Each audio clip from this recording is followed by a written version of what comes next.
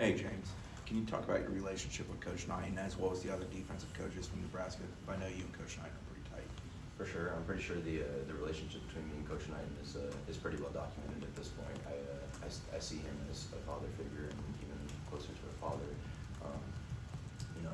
He's seen me go through a lot of different adversity, and the fact that he stood by me through so much going on in his personal life, lots of different stuff that he's going through, and he incorporates me in all of that. That just means the most to me. But not even just Coach Knighton.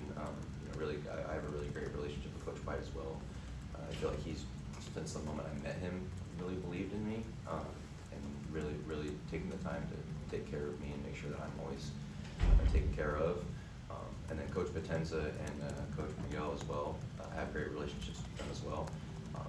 I worked with Coach Potenza, Coach Jack the first time, or my first year at Nebraska when he was still with the D-line. He was with the outside linebackers last year, but he'll be returning with the D-line this year. And then Coach Miguel is obviously a linebacker coach. So just now, again, I do have a really good relationship with him. Obviously it's not every day that I see him. So. All right, we'll stay there for Brendan. Who came up with your nickname? And I don't know, Sack Man. I guess what do you prefer? How did you came up with it? So that would be T Knight. The only person who ever gave themselves their own nickname would be Kobe, and I'm not Kobe also. But no, T Knight just randomly one meeting right before my first ever sack, like the first game I ever got sacked in against Northwestern. Just randomly called me Sack Man, and it just started to stick around the building. So I guess it's merchandisable now. So.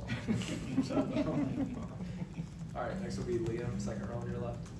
Can you talk about your role, especially in this 3-3-5 defense, and kind of how the adjustments need to take place? And have you been kind of, talking to any of the guys who've had questions about the new system? Yeah, for sure. I think the great thing in the genius about Coach White is that although this is a 3-3-5 defense, he's very multiple. He doesn't just focus on just the 3-3-5 and sticking to it, even if it doesn't work. He is someone who sees the personnel around him and what he has and will adjust to that. If we are a faster group, he'll play a faster kind of defense. If we're a bigger group, he'll play a bigger kind of defense. He's not someone who you have to adjust to his system, although that partly is true. He'll always incorporate what kind of talent he has. And I think like in my first couple of weeks here, experiencing like some of the talent that we have at DB and linebacker that, no offense to Nebraska, but like we may not have had there, and like the depth that we have, I think like he's going to have a lot of fun being able to play around with that and disguise coverages and sub in different packages and all that kind of stuff, as opposed to Nebraska, which he was doing, but we don't always have the one-for-one need at every position. We'll go to Ira, second row on your right. Could you kind of talk us through how they used you last year in that defense, and maybe how you expect your role to expand maybe as you guys come here? Yeah, so I think the next step for me is growing as a player. So obviously, like my first year, I was specifically just the dime, third down, hey, like get him on the ground type guy. Would play like 10 snaps a game, just specifically on third and long. I think last year it was kind of the same deal, but it wasn't. It was a little different. Like if he would play the hot hand. We obviously had a deep group at D-line. Ty and Nash, I think, are going to be really dominant players in the NFL. I think Jamari's going to have a good year at LSU, and like Kai and Vincent, and all these other guys that were behind me. Like there's just so much depth, and we have a lot of good players in that room that he's like, okay, whoever's playing well at this particular time will play. So there'd be times that I would play again, let's say against Colorado when we know Shador is going to try and throw the ball out of Travis, right? Like I'll play predominant number of that game. But like if we're playing Ohio State and we're in the horseshoe, like that's a big moment. Why would you not want your experienced veterans like Ty, Nash, and Jamari in there? So like they would play a lot. Obviously that's a little different this year. We're a little bit different as a group. We've got a lot of young guys in the room who I think can be really talented. So I think like a lot of that is just going to be like my veteran presence helping them out. But I think it could be a lot of a similar thing. T Knight's not someone who just plays like the old guys or the seniors just because he feels obligated to. He'll play whoever's good at football. All right, we'll go to Aslan, back row on your right. James, you talked about Coach Knight and your guys' relationship. Are you comfortable at all talking about kind of the events that have made you to the man that you are now, and how much he's played into that? And if you're not, can you just maybe walk us through just being recruited, going to junior college, and then picking Nebraska and then picking here? Yeah, so I think a lot of that is like, obviously I wasn't highly recruited out of high school. No one knew who I was when I first appeared on the scene, so I think a lot of that is like his belief in me, him and Coach White, just like taking a chance on me. Like I was a kid who just showed up at summer camp and they were like, hey, like come join our Division I football program. This wasn't like I was joining the YMCA or something like that. So like that kind of belief in me, the fact that like there was like a bit of like a delay in my maturity process, and like being able to like do stuff the way they want it done, and like they didn't like just bail on me, and they stood by me. And then there's also a bunch of other matters that I won't get into, but it's just like I think like the way the belief that they've always had in me, not always saying like, hey, I believe in you, but it's also like, hey, like they're not gonna hold my hand into everything, but they'll also like they'll let me know like that I'm still loved, which is awesome. All right, we'll go to Jordan, third row on your left. James, correct me if I'm wrong, but this is your first time living in the South, obviously from Missouri and Iowa and Nebraska. Just what's that transition been like for you to Tallahassee as a whole, and then also just joining a new football team? It's great, man. 70 degrees outside in the middle of January. I'm not used to that. It's also like, I mean, it snowed here, obviously, for the first time in what, like 30 years, and you guys, the entire town was shut down for 30 degree weather. So it's just like, I don't know, it's just like stuff I'm used to. Like it's just like everyday stuff in Nebraska. But it's nice. I really like it. I'm obviously gonna need to get used to the humidity in the summer. So like the fall, when we get to fall camp and we're in Jacksonville, I'm excited for that, just to be able to get used to it. Like the furthest south I've ever lived was in Oklahoma. So like obviously like the topography and the climate is going to be significantly different. But getting ready for Alabama on the 30th is my #1 priority, and that includes being able to withstand the heat down here and just getting used to that. So although I am glad that it's 70 degrees outside in the middle of January, when it's 110 in the middle of August, I'm going to need to be ready for that. So. All right, we'll go back to Brendan, front row. You touched on a little bit about how your role has expanded a little bit year over year, and imagine the next step is for that to continue to expand. I guess what goes into that physically, mentally, like what do you see for yourself as the next steps for you as a player? Obviously being a leader in the room. Like I told you guys, there's a lot of young guys in the room who I think are very talented, but obviously like experience is the biggest thing at this level. There's a reason Penn State is the odds-on favorite to win the national championship, as was Ohio State the year before and Michigan the year before. They brought back the most experience. The experience is like the biggest thing because of how changing the landscape of college football is.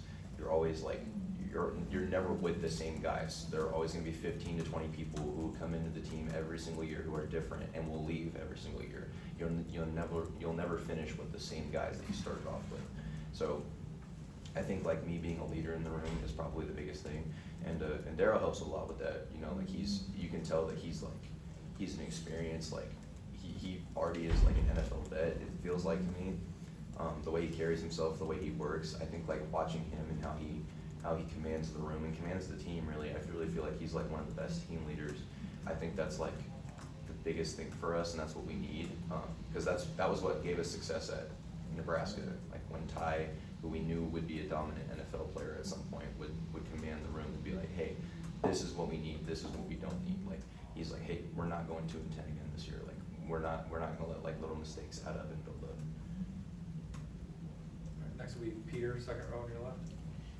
Hey James, what would you say was the best advice from Coach Knighton or even from Coach White that really stood by you throughout being coached by them, or what the best teaching method that you really take from being coached by them? I feel like it's a cliche answer, but still working hard. T. Knight's a very big advocator and like supporter of what Kobe does. You know, he's up here at 4:30 in the morning working out almost every single day, as long as he's not out recruiting. I take a lot from that. I'm someone who likes to work later on in the day, but like just making sure that like I get the extra amount of work every single day. You know, like I'm not just here to like be a recruiting face for you guys. I'm here to like dominate against Alabama. You know, like, and I want to make sure like, hey, I'm not just good against Wake Forest. I'm ready for like Clemson and Miami and all those big games that we have, and Florida at the end of the year, like making sure that my body is ready and making sure that I'm specifically ready for the entirety of the season, and just like the extra work that goes into that, I feel like is like the number one thing that he taught me, because like the amount that I do now doesn't separate me from everyone else, because everyone else is always lifting, and everyone does sport duty, and everyone does like a couple of like running drills in the morning. Like that doesn't separate me from everyone else, and that's not like, I don't want to be like everyone else. All right, we'll go back to Aslan in the back.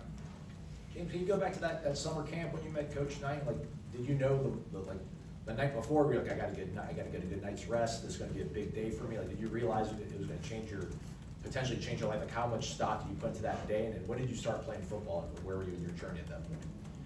Yeah, I don't really get nervous for those kind of moments, so I don't want to say I was like nervous the night before, but I will say that like when I got there was only 2 people doing D-line drills, so it's like he's actually going to notice me, as opposed to like if you go to any other football camp in the middle of summer, there's 100 kids, like maybe he even takes a chance at noticing me. But like I think once I got there and like realized that like he actually genuinely cared, he wasn't just out there because like Coach Norvell forced him to be out there for his football camps, that way he got paid. Like I actually thought that like meant a lot to me, and like I was like, okay, well now I actually have a chance to do something with this. So but yeah, I wasn't ever nervous for it. All right, last one will be Ira, second row on your right. When you were at Nebraska, they unveiled that new facility. What did that do for the players? I mean, a lot of times I think fans and media think those things are just for recruiting. Was it helpful? And have you looked at what Florida State's building, and do you think that'll be helpful for you guys? For sure, it's actually funny you asked that. The exact same time around when Steph got here to Nebraska last year, we were kind of in the same boat. It's like 1 for 1, really. Like at Florida State and Nebraska, like that first semester, that spring semester, we share the facilities with everyone else. We have like a locker room that's right next to where everyone else is. We have the same, like the nutrition staff serves all the same people, and we were in the process of building a new facility. I think when that facility got built, like things really changed inside the building. It's like, hey, now we're not just one of the sports, we're the predominant sport.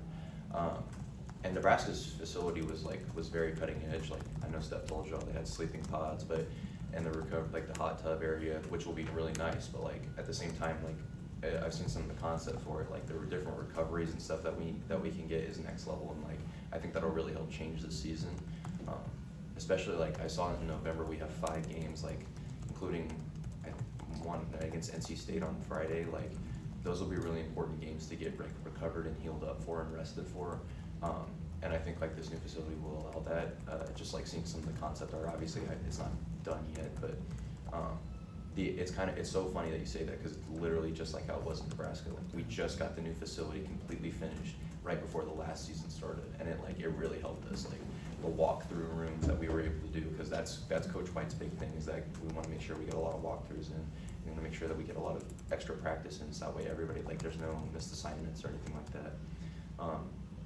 And then like the different kind of like meeting rooms and stuff like that. I think it'll be a real game changer when it finally comes. All right, thanks, James. Yeah, thank you Thanks, guys. James. Thanks.